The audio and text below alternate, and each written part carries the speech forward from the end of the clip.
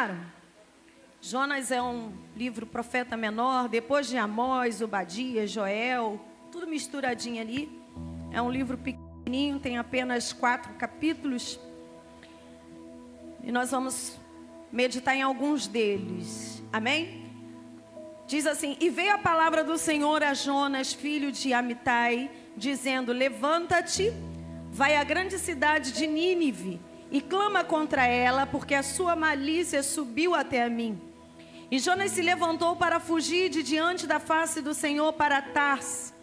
E descendo a Jope, achou que um navio que ia para Tarsis. Pagou, pois, a sua passagem e desceu para dentro dele, para ir com eles para Tarsis, de diante da face do Senhor. Mas o Senhor mandou ao mar um grande vento, e fez-se no mar uma grande tempestade. E o navio estava para quebrar-se. Então temeram os marinheiros, e clamava cada um ao seu Deus. E lançavam no mar as fazendas que estavam no navio, para aliviarem do seu peso. Jonas, porém, desceu aos lugares do porão e se deitou e dormia um profundo sono. E o mestre do navio chegou-se a ele e disse-lhe: que tens? Que tens dormente? Levanta-te e invoca o teu Deus, talvez assim Deus se lembre de nós, para que não pereçamos. E dizia cada um ao seu companheiro: vinde e lancemos sortes, para que saibamos por causa de que nos sobreveio este mal. E lançaram sortes, e a sorte caiu sobre Jonas. Amém? Curve a sua cabeça nesta hora. Pai, nós queremos agora, Deus, entrar em tua presença. Estamos na tua presença, mas te pedir que o teu Espírito Santo venha se manifestar e nos alimentar nesta hora através da tua palavra. Deus, cada um chegou neste lugar para cultuar ao teu nome, para receber de ti, para ser renovado, restaurado, restituído, reconstruído nesta noite. E Senhor, tu conhece, ó Pai, a cada coração, o Senhor conhece a cada vida, o Senhor conhece cada mente que está neste lugar e qual a expectativa para hoje de cada pessoa. E o teu Espírito Santo que está aqui, Senhor, venha falar com cada um, Senhor, que a tua palavra seja para todos nós, que se derrame do teu trono para este altar e deste altar para a tua igreja. Libera sobre nós aquilo que tu quer nos ensinar nesta noite e que o nosso coração esteja aberto para receber a tua palavra. Fala aos nossos corações, em nome de Jesus. Diga amém. Diga glória a Deus. Sente-se aplaudindo o nome do Senhor. Aleluia. Louvado. Para mim foi muito bom. Essa palma aí tá top para mim. Mas para Deus, agora, aleluia. Agora foi para Ele. Irmãos, a gente está vivendo um tempo, nesse mês, que a gente está fazendo um projeto, o desafio de vencer o meio. E por quê? Por causa do mês de junho. É o 6º mês do ano, a gente chega na metade do ano e a gente começa a fazer algumas reflexões e a gente já teve várias pregações. Eu vou pedir o pessoal que está lá atrás, por favor, para fazer o máximo de silêncio possível, ao beber sua água, ir ao banheiro, sei que todos precisam. Diaconato, não deixa ninguém conversar, por favor, porque não é nem por mim.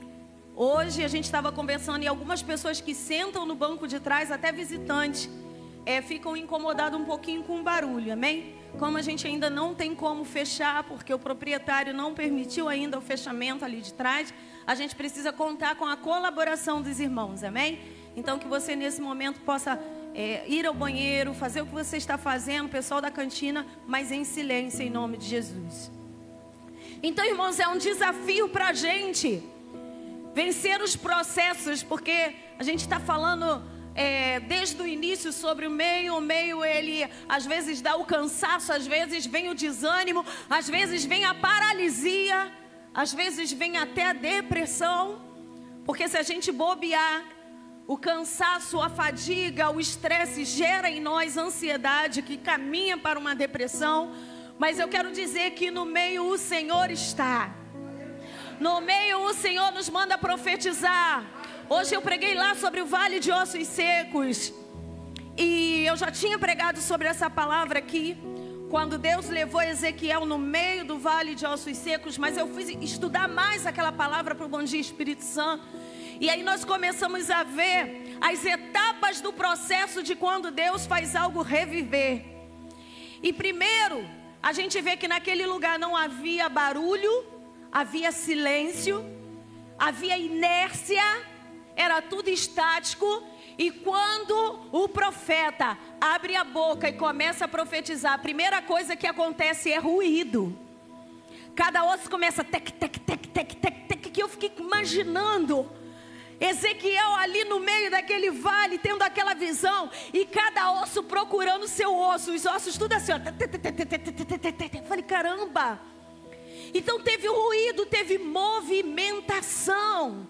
E quando cada osso encontrou seu osso e se formou um esqueleto, me veio o quê? Para começar o milagre, Deus começa a estruturar. E aí primeiro se tem caveiras na frente dele. E ainda não é um milagre, ele continua falando. E se cria carnes e tendões. E sabe o que é isso? Ligamentos para sustentar o esqueleto, a estrutura. Toda estrutura precisa de algo para ser sustentado.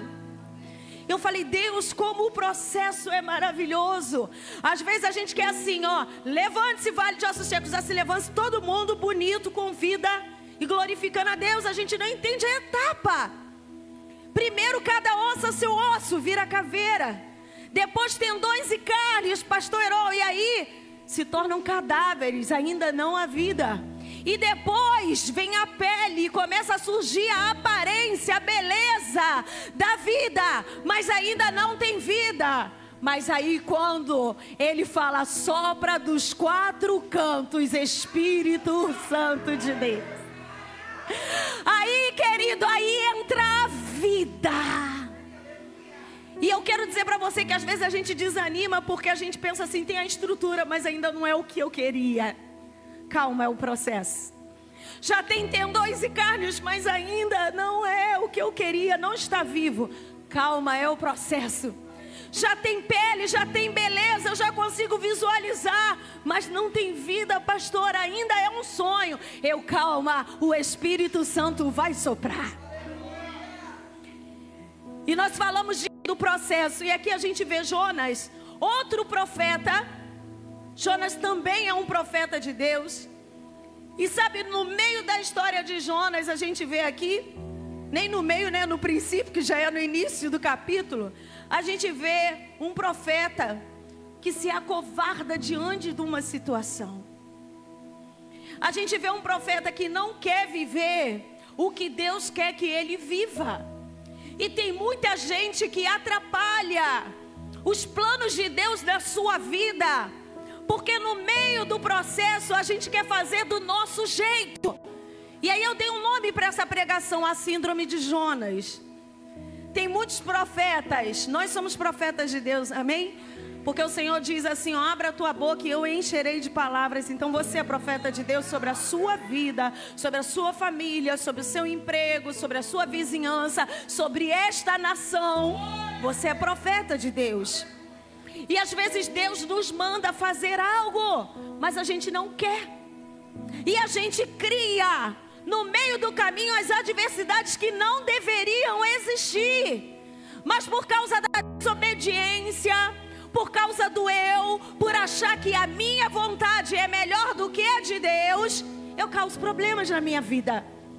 E hoje a palavra do Senhor às vezes é dura. A gente quer ouvir sempre a palavra motivacional. Olha, Deus vai fazer. Olha, Deus vai fazer. Mas se você impedir, Ele não vai conseguir fazer.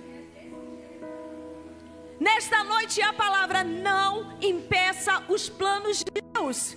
Porque senão no meio do caminho vai ter naufrágio. No meio do caminho vai ter tempestade. No meio do caminho vai ter peixe, escuridão. E eu não quero viver isso. E você não vai viver isso. Porque quando Deus revela a palavra, Ele já está nos ensinando. A palavra vem nos ensinar. Deus fala para Jonas assim, olha, vai para Nínive, porque naquela cidade estão fazendo mal. aquela cidade, eles se afastaram, eles estão me aborrecendo. Vai lá e profetiza e fala a verdade para aquele lugar. Mas Jonas, em vez de botar o GPS certinho, né? E botar assim, vai para Quadrangular Park. Não, ele falou, vou pro shopping de Bangu. Em vez de falar assim no dia da vigília, né? Rua Murundu 377. Foi pro Recreio dos Bandeirantes tomar água de coco na praia. Por quê? Porque a gente não quer fazer às vezes a vontade de Deus, a vontade do Pai. E sabia que Deus, Ele está contando com você para salvar toda uma geração? Sabia que Ele está contando comigo para salvar todo um povo que está fora da visão? Porque esse mundo aí está fora da visão, amado. Nunca esteve tão fora. Nunca esteve. Deus olha lá de cima e Ele está abominando a humanidade.